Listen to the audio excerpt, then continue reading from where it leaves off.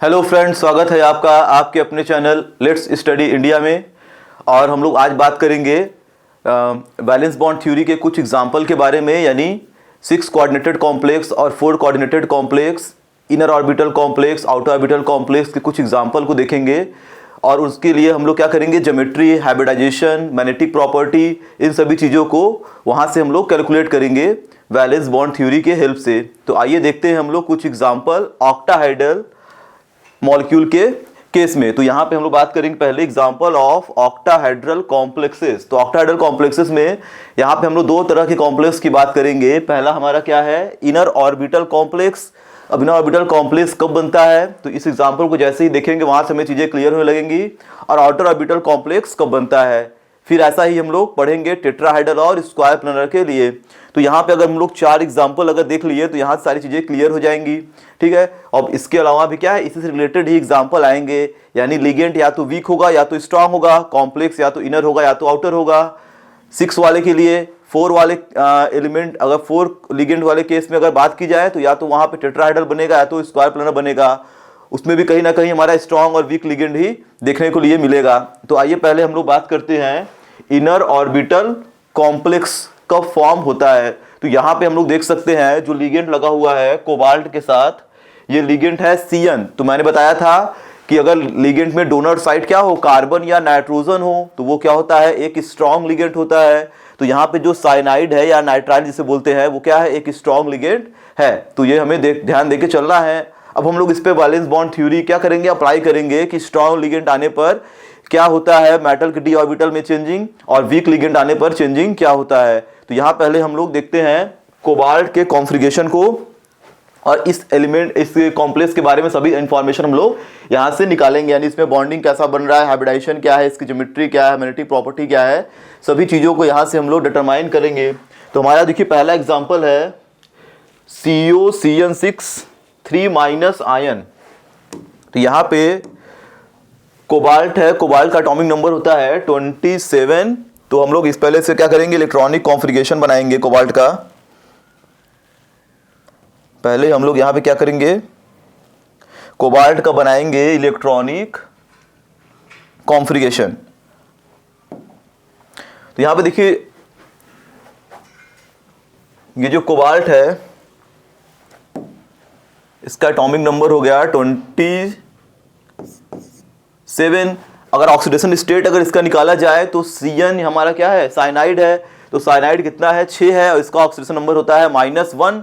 तो आ जाएगा total charge इस पे -6, और यहाँ पे कितना है, -3। अगर इसका ऑक्सीजन स्टेट निकाला जाए तो यहाँ पे कोबाल्ट क्या होगा, ऑक्सीजन स्टेट इसका होगा 3+।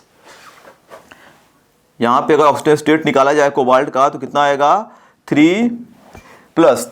अगर यहाँ पे मैं कैलकुलेट करके देख दूँ, यहाँ नहीं, कोबाल्ट क्या करेंगे, X मान लेते हैं। साइनाइड कितना है, 6 है, सभी का कितना है, -1, टोटल चार्ज है -3। तो यहाँ पे अगर निकाला जाएगा तो कितना आएगा, -6 = -3, X = हो जाएगा -6 + 3, यानी आ गया +3।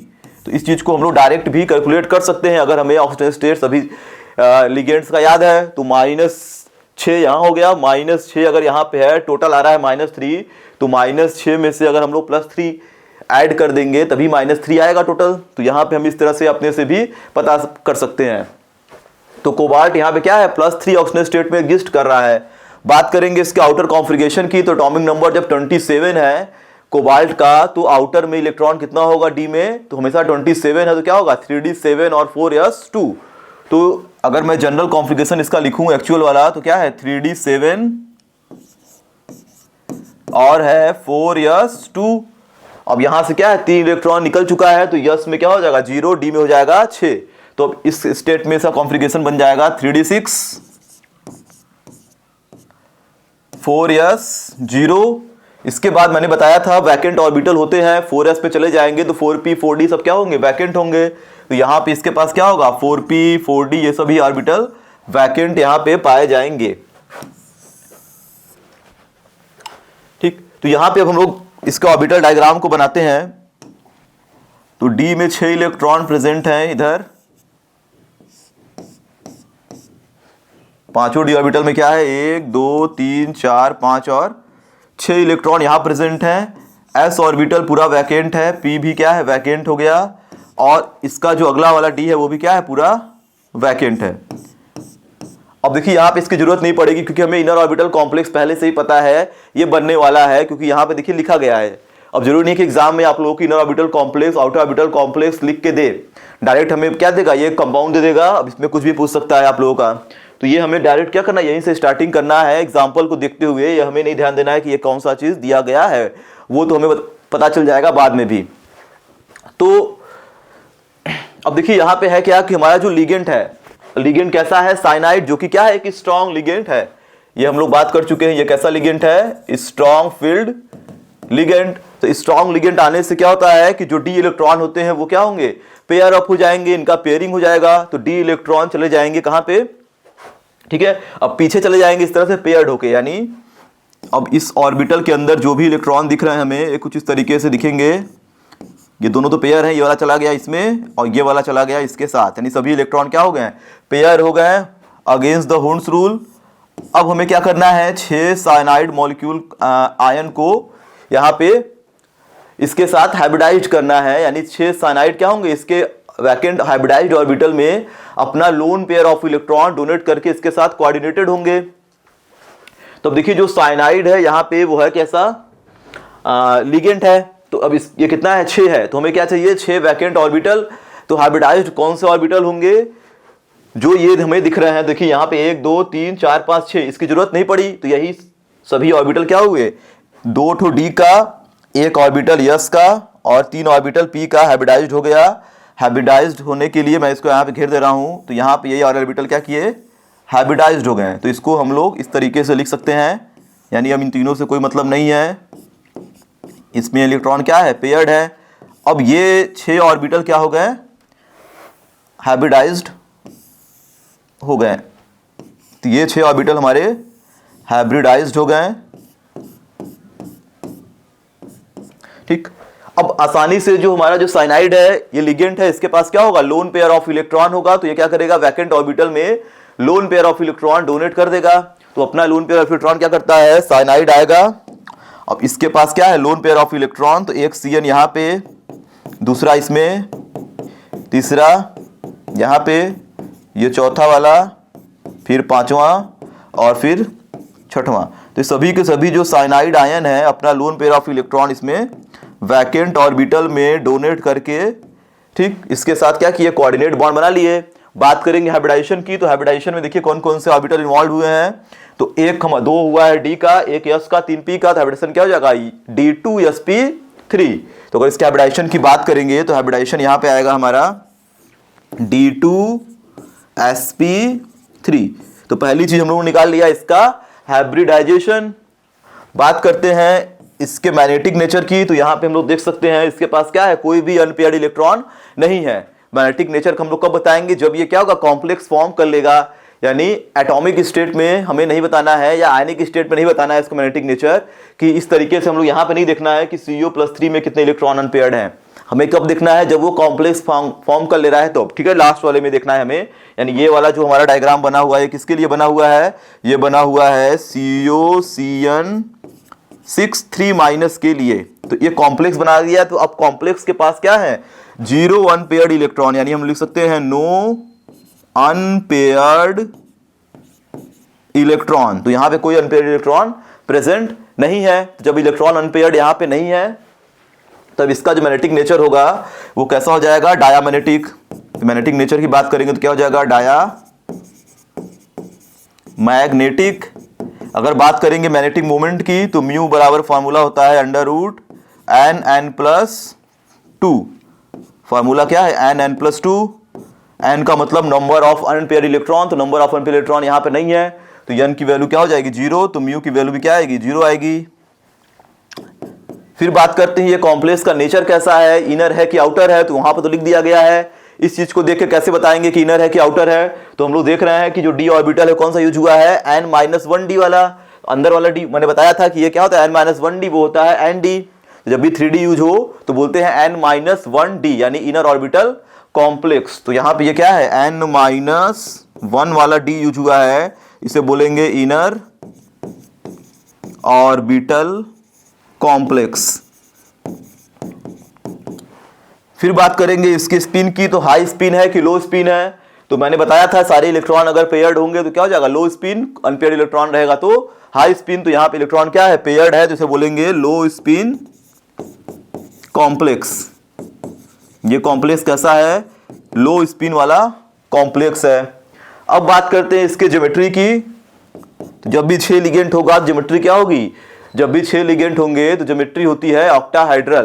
तो यहाँ पे ज्योमेट्री हो जाएगी इसकी ऑक्टाहेड्रल।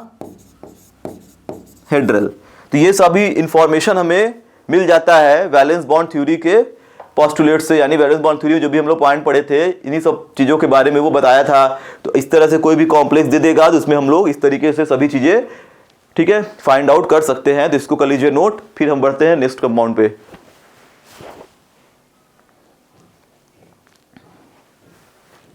अब देखिए बात करते हैं हम लोग अगले एग्जाम्पल की।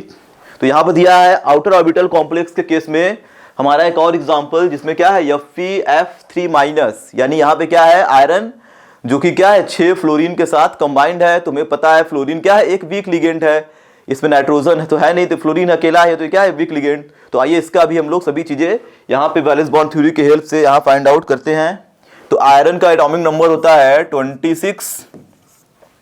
अब यहाँ पे देखिए इस पे क्या है 3- चार्ज, Fe पे भी क्या होता है 1- चार्ज। तो यहाँ पे क्या है 6 Fe है तो यहाँ पे क्या हो जाएगा 6-, तो 6- है तो इसका कितना होना चाहिए 3+। तो 6- में से 3 जाएगा तभी क्या आएगा -3 आएगा। यानी यहाँ पे जो आयरन है वो भी क्या है 3+ ऑक्सीजन स्टेट में एग्जिस्ट कर रहा है। आयरन का एटॉमिक कॉन्फ़िगरेशन देखा जाए तो क्या होता है 3d6 और 4s2। तो 3d6 और 4s2 जब भी होगा तो यहां से क्या होगा 3 इलेक्ट्रॉन निकल गया, 2 गया इसमें से, 1 गया इलेक्ट्रॉन इसमें से। तो बचेगा क्या यहाँ पे 3d5 4s0। उसके बाद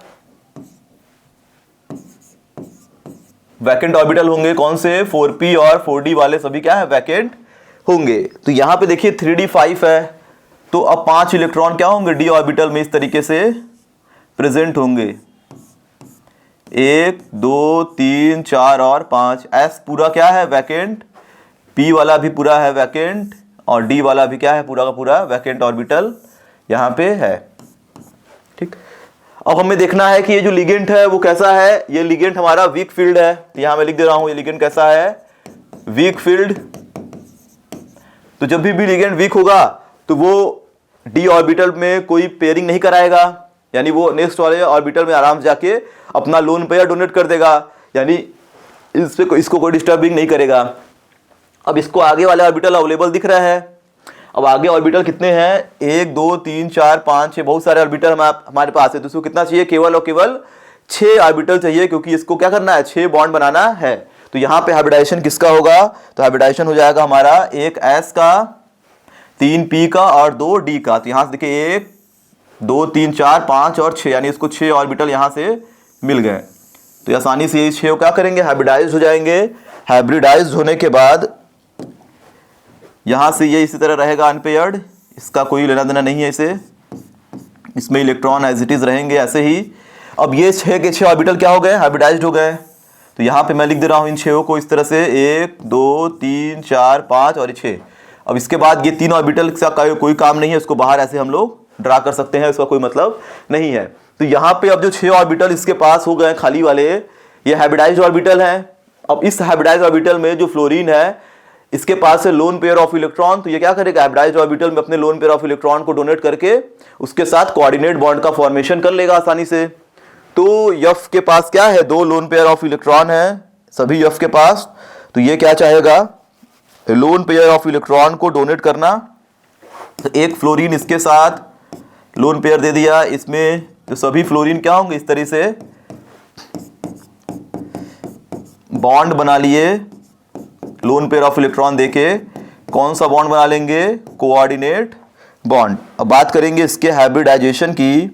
तो इसका हाइब्रिडाइजेशन क्या निकल के आएगा, तो देखिए यहाँ पे 1 s यूज हुआ, 3 p यूज हुआ और 2 ठो d का ऑर्बिटल यूज हुआ। तो हाइब्रिडाइजेशन क्या बन के आएगा sp3d2। ठीक, अब यहाँ पे हम लोग बात करेंगे अलग अलग चीजों की जो हम लोग यहाँ से फाइंड आउट करना चाह रहे हैं। तो पहला हम लोग निकालेंगे मैग्नेटिक प्रॉपर्टीज का। तो यहाँ पे मैं लिखने जा रहा हूँ मैग्नेटिक प्रॉपर्टी। तो मैग्नेटिक प्रॉपर्टी इसकी क्या होगी, इसके पास क्या है, टोटल 5 अनपेयर्ड इलेक्ट्रॉन है। तो अनपेयर्ड इलेक्ट्रॉन होते हैं तो क्या हो जाएगा, पैरामैग्नेटिक नेचर। तो पहली चीज ये कैसा है, पैरा मैग्नेटिक नेचर का है। ठीक, तो ये पैरामैग्नेटिक हो जाएगा। मैग्नेटिक मोमेंट निकाला जाए तो फॉर्मूला होता है म्यू बराबर √n+2। तो n का मतलब क्या है, नंबर ऑफ अनपेयर्ड इलेक्ट्रॉन। तो इसके पास टोटल 5 अनपेयर्ड इलेक्ट्रॉन यहाँ पे हमें दिख रहे हैं। तो n की वैल्यू क्या रख देंगे हम लोग, 5 + 2 आ जाएगा √35। अब √35 की वैल्यू होती है, ठीक है, 5.87 बोर मैग्नेटॉन। ठीक है, तो मैं ऐसे यहाँ पे जगह कमी है तो यहाँ मैं लिख दे रहा हूँ। ठीक है, इतना आएगा 9 के अप्रॉक्स में ये आ जाएगा। ठीक, तो ये हमारा निकल गया म्यू। फिर बात करते हैं अगले पॉइंट की। तो यहाँ पे देखिए कैलकुलेट करते हैं, मैग्नेटिक मोमेंट हो गया। अब इसके नेचर की बात करेंगे, इनर है कि आउटर है। तो यहाँ हम लोग देख सकते हैं कौन सा डी यूज हुआ है, बाहर वाला, यानी एन डी यूज हुआ है। तो इसे बोलेंगे outer orbital, outer orbital complex. और आउटर ऑर्बिटल कॉम्प्लेक्स है। और इसकी स्पिन की बात करेंगे तो यहाँ देख सकते हैं बहुत सारा स्पिन है इसका, यानी +½ +½ +½ +½ यानी स्पिन इसका 0 नहीं हो रहा है, यानी ये क्या होगा, हाई स्पिन कॉम्प्लेक्स है। तो स्पिन की बात करेंगे तो क्या हो जाएगा, हाई स्पिन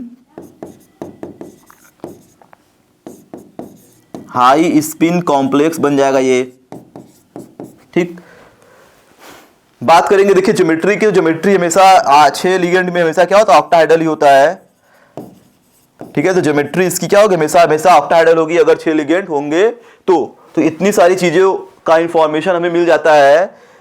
ठीक है, वैलेंस बॉन्ड थ्योरी जब हम लोग समझ लेते हैं तो अब इसमें से देखिए क्वेश्चन में आप लोगों का कुछ भी दे सकता है कि मैग्नेटिक प्रॉपर्टी फाइंड आउट करिए। तो मैंने इसी एग्जांपल को लेके सब कुछ बता दिया है। तो कुछ भी अगर क्वेश्चन पूछेगा छोटे में या बड़े में, तो इतना चीज अगर आप लोगों को पता है तो कोई भी आप लोग क्वेश्चन यहाँ पे क्या कर सकते हैं। यहाँ पे कोई इसमें कुछ भी बचा नहीं है। ठीक, मैग्नेटिक प्रॉपर्टी पूछेगा तो इस तरह से निकाल देंगे, मैग्नेटिक मोमेंट पूछेगा तो अभी यहीं से हम लोग निकाल देंगे, ज्योमेट्री बता कर लेंगे, हाइब्रिडाइजेशन बता सकते हैं। ठीक, कॉम्प्लेक्स का नेचर बता सकते हैं, इनर है कि आउटर है। तो यहाँ पे क्या है, एक कंप्लीट इंफॉर्मेशन मिल गया हमें इस कॉम्प्लेक्स के बारे में। तो इसको कर लीजिए नोट। फिर बढ़ते हैं हम लोग टेट्राहेड्रल कॉम्प्लेक्स की ओर।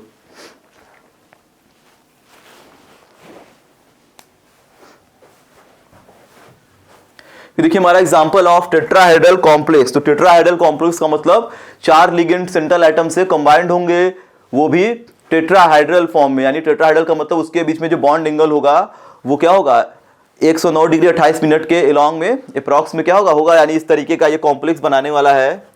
ठीक, NiCl4 अगर यहाँ पे देखिए एग्जांपल जो गिवन है यहाँ पे, तो ये कुछ इस तरीके का कॉम्प्लेक्स क्या होगा, बनाने वाला है।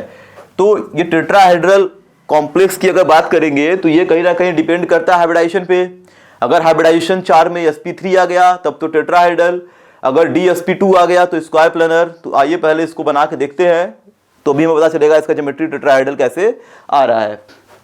तो देखिए 4 लिगेंड में 2 केसेस हमारे बनेंगे, स्क्वायर भी बनेगा और टेट्रा ही बनेगा। तो पहले हम लोग 4 लिगेंड में पहला देख लेते हैं टेट्राहेड्रल कॉम्प्लेक्स के बारे में। तो निकिल है देखिए यहाँ पे, तो Ni एटॉमिक नंबर होता है 28। तो जब भी एटॉमिक नंबर क्या है इसका, 28 है। तो पहले हम लोग क्या करेंगे, इसका निकालेंगे ऑक्सीडेशन स्टेट। तो ऑक्सीडेशन स्टेट अगर निकाला जाए तो Cl पर चार्ज कितना होता है, 2- और Cl कितना है, 4 है। तो यहाँ पे हो जाएगा 4- चार्ज, यहाँ पे चार्ज कितना है, -4, और टोटल चार्ज कितना दिया है, -2। तो अगर इसका कितना होना चाहिए यहाँ पे, तो इसका होना चाहिए +2। +2 में से -4 अगर जाएगा तभी क्या आएगा, -2 आएगा। तो इस तरीके से हम लोग इसका ऑक्सीडेशन स्टेट फाइंड आउट कर सकते हैं। यानी निकिल क्या है, +2 स्टेट में एग्जिस्ट कर रहा है। कॉन्फ़िगरेशन होता है इसका 3d8 4s2। तो 2 इलेक्ट्रॉन निकल गया, तो s में क्या बचा, 0।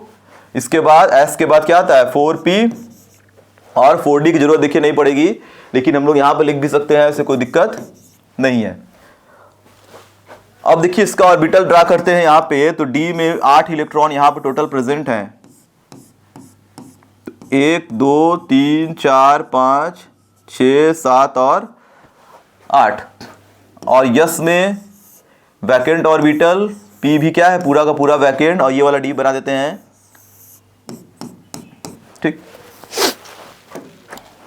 तो देखिए अब देखेंगे यहाँ पे हमारा जो लिगेंड है क्लोरीन, तो क्लोरीन हमारा क्या है, एक वीक लिगेंड। तो ये क्या है हमारा वीक फील्ड लिगेंड है, ये क्या है वीक लिगेंड, तो ये कोई इफेक्ट नहीं पहुंचाएगा यहाँ पे, ठीक, डी ऑर्बिटल वाले इलेक्ट्रॉन को।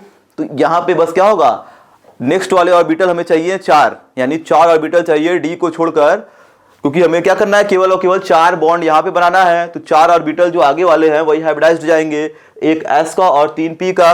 तो यही 4 ऑर्बिटल क्या किए, आपस में हाइब्रिडाइज्ड हो गए। हाइब्रिडाइज्ड होने के बाद ये एज इट इज रहेगा 1 2 3 4 5 6 7 और 8।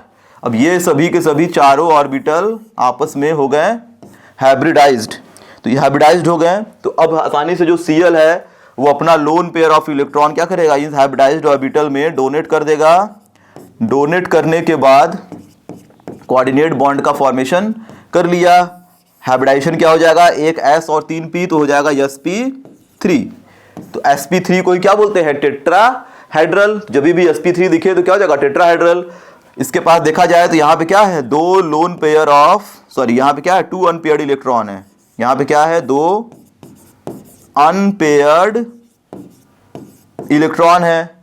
तो इसका जो मैग्नेटिक नेचर आएगा वो क्या आएगा, अगर बात करेंगे मैग्नेटिक नेचर की तो ये आ जाएगा हमारा पैरामैग्नेटिक। पैरामैग्नेटिक क्यों है, क्योंकि इसके पास अनपेयर्ड इलेक्ट्रॉन प्रेजेंट है, सभी इलेक्ट्रॉन पेयर्ड नहीं है, 2 अनपेयर्ड बचा है, तो पैरामैग्नेटिक नेचर का होगा, मैग्नेटिक फील्ड में अट्रैक्ट होगा। मैग्नेटिक मोमेंट अगर निकालूं इसकी, तो मैग्नेटिक मोमेंट म्यू बराबर √nn+2, n की वैल्यू क्या है 2, अनपेयर्ड इलेक्ट्रॉन कितने हैं 2 हैं, तो आ जाएगा हमारा 2 2 + 2 2 2 हो गया 4, यानी √8, यानी 2 पॉइंट समथिंग इसका आ जाएगा वैल्यू, ठीक। फिर बात करेंगे नेचर ऑफ कॉम्प्लेक्स का, तो नेचर यहाँ कैसा है, तो यहाँ देखिए इनर आउटर की बात नहीं करेंगे, क्योंकि हमारा क्या है ना, तो ये वाला डी यूज हुआ है ना, तो ये वाला डी यूज हुआ है, तो यहाँ पे इनर आउटर की बात हम लोग नहीं करेंगे। स्पिन देखा जाए तो ये हाई स्पिन कॉम्प्लेक्स है, क्योंकि इसके पास क्या है, 2 अनपेयर्ड इलेक्ट्रॉन प्रेजेंट है। और इसके नेचर की बात, सॉरी ज्योमेट्री की बात करेंगे तो sp3 का मतलब क्या होता है, टेट्राहेड्रल। तो ये सभी इंफॉर्मेशन हमें यहां से मिल जाती है, ठीक है। जब भी ये कंपाउंड देगा तो इसमें देखिए क्वेश्चन कभी कभी पूछता है, जैसे NiCl4 दे दिया, एक NiCO4 दे दिया या CN4 दे दिया, तो हम लोग वो भी एग्जांपल देखेंगे। पूछ देता है कि NiCl4 टेट्राहेड्रल है, जबकि NiCN4 यानी साइनाइड जब है वो स्क्वायर प्लेनर है, क्यों है। तो इस तरीके से हम लोग क्या करेंगे, डायग्राम को बना के बता देंगे कि उसमें डी ऑर्बिटल है, इसमें डी ऑर्बिटल नहीं है, तो इसीलिए क्या है, इसकी ज्योमेट्री चेंज हो जा रही है। तो इसको कर लीजिए नोट। फिर बढ़ते हैं हम लोग स्क्वायर प्लेनर कॉम्प्लेक्स की तरफ।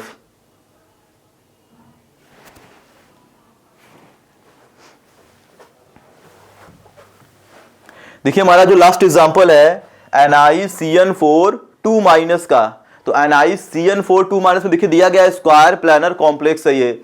अब ये स्क्वायर प्लेनर देखिए क्यों बना रहा है, तो Cl और Cn, ठीक, में हमारा क्या होता है, क्वेश्चन देता है टेट्राहेड्रल में, जब भी क्वेश्चन देगा तो निकिल वाले कॉम्प्लेक्स का ही एग्जांपल आप लोगों का क्वेश्चन में देता है कि NiCl4 वाला, NiCN4 या NiCO4, तो इन सभी एग्जांपल आप लोगों के पेपर में दिए जाते हैं अधिकतर।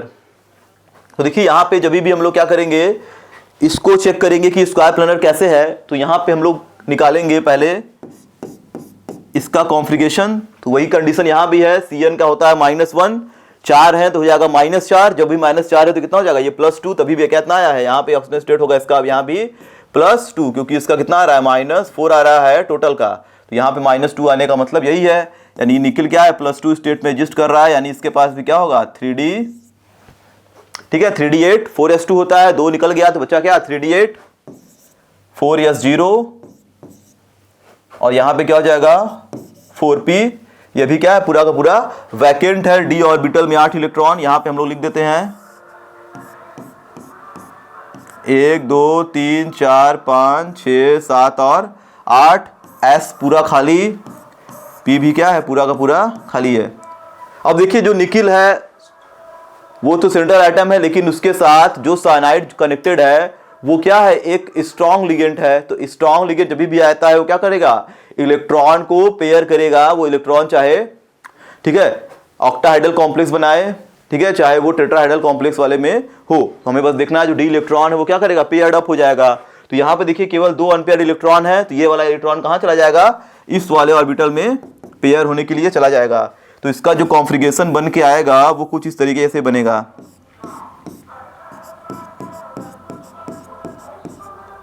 ठीक, तो अब हमें ध्यान देना है हाइब्रिडाइजेशन किसमें होगा। तो हाइब्रिडाइज्ड होंगे ये वाले ऑर्बिटल से लेकर यहाँ तक 4 ऑर्बिटल इसको चाहिए। तो 4 ऑर्बिटल देखिए हमें मिल गया, तो एक इसका और 2 यहाँ पे। ठीक, तो हाइब्रिडाइजेशन की अगर बात करें तो DsP2, तो ये क्या हो जाएगा हाइब्रिडाइजेशन DsP2। तो हाइब्रिडाइज्ड ऑर्बिटल को अगर लिख दिया जाए अलग से, तो ये चारों के पास क्या है, पेयर्ड इलेक्ट्रॉन, और ये हमारे 4 ऑर्बिटल हो गए हाइब्रिडाइज्ड। इसमें हमारा जो Cn है लोन पेयर ऑफ इलेक्ट्रॉन अपना डोनेट करके आसानी से कोऑर्डिनेट बॉन्ड का फॉर्मेशन ठीक कर पाएगा। तो इजीली क्या करता है, ये कोऑर्डिनेट बॉन्ड का यहाँ पे फॉर्मेशन कर लेता है। हाइब्रिडाइजेशन की बात करें तो एक D यूज हुआ है, एक S यूज हुआ है और 2 ठो P का। तो DsP2 यानी ये क्या होगा, स्क्वायर प्लैनर। यानी जब भी D आ जाएगा तो बोलेंगे स्क्वायर प्लैनर। 4 में अगर D आ गया, देखिए यहाँ देख सकते हैं 1 2 और 2 4, यानी 4 हाइब्रिडाइजेशन में टोटल ऑर्बिटल को जोड़ने पर 4 अगर आ रहा है, तो 4 में अगर D है तो बोलेंगे स्क्वायर प्लैनर। अगर 4 में क्या है, S और P है, यानी ऐसे sp3 था, तो क्या हो जाएगा, टेट्राहेड्रल। तो यहाँ पे सभी चीज़ों को आइए हम लोग फाइंड आउट करते हैं। तो पहली चीज इसकी ज्योमेट्री क्या होगी, स्क्वायर प्लैनर, क्योंकि इसमें क्या है, d ऑर्बिटल इन्वॉल्व है। सारे इलेक्ट्रॉन पेयर्ड हैं, तो पेयर्ड इलेक्ट्रॉन मैग्नेटिक मोमेंट 0, यानी म्यू की वैल्यू क्या होगी 0। और म्यू 0 कब होता है, जब ये क्या हो, डाया मैग्नेटिक नेचर का हो। ठीक, नेचर ऑफ कॉम्प्लेक्स की बात यहां देखिए नहीं करेंगे, ठीक, इसमें छोड़ देते हैं, इसका कोई मतलब नहीं है। या तो हम लोग बोल सकते हैं देखिए डी अंदर वाला यूज हुआ है, लेकिन हमेशा 4 में अंदर वाला ही डी यूज होगा, बाहर वाला डी नहीं आएगा। यानी 4 अगर बॉन्ड बना रहा है सेंट्रल एटम लिगेंड के साथ, तो हमेशा इनर डी ही यूज होता है, आउटर नहीं। तो इनर आउटर का केस जो होगा वो हमेशा 6 लिगेंड वाले केस में पूछेगा, 4 वाले में नहीं देता है। ठीक, और अगर स्पिन की बात करें तो इसकी स्पिन क्या है, लो है, क्योंकि सभी इलेक्ट्रॉन यहाँ पे पेयर्ड हैं। तो इस तरीके से हम लोग यहाँ से फाइंड आउट कर सकते हैं। जनरली हमारा क्वेश्चन यहीं से आता है कि 4 लिगेंड है तो कब स्क्वायर प्लैनर होता है, कब टेट्राहेड्रल होता है। तो हमें बस यही समझना है कि अगर डी ऑर्बिटल आ गया 4 वाले में तो स्क्वायर प्लैनर, अगर केवल एस और पी है तो टेट्राहेड्रल है। तो इसको कर लीजिए नोट।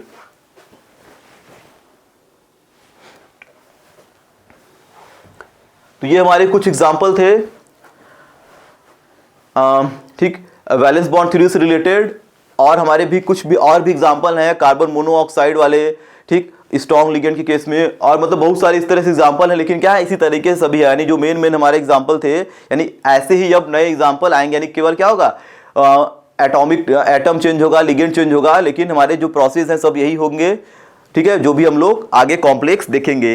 तो ये हमारा क्या था, एग्जाम्पल था ऑक्टाहेड्रल, टेट्राहेड्रल और स्क्वायर प्लैनर के केस में। तो नेक्स्ट हम लोग अलग नए वीडियो में अलग कंपाउंड के बारे में पढ़ेंगे। तो इस वीडियो को यहीं पे समाप्त करते हैं। धन्यवाद।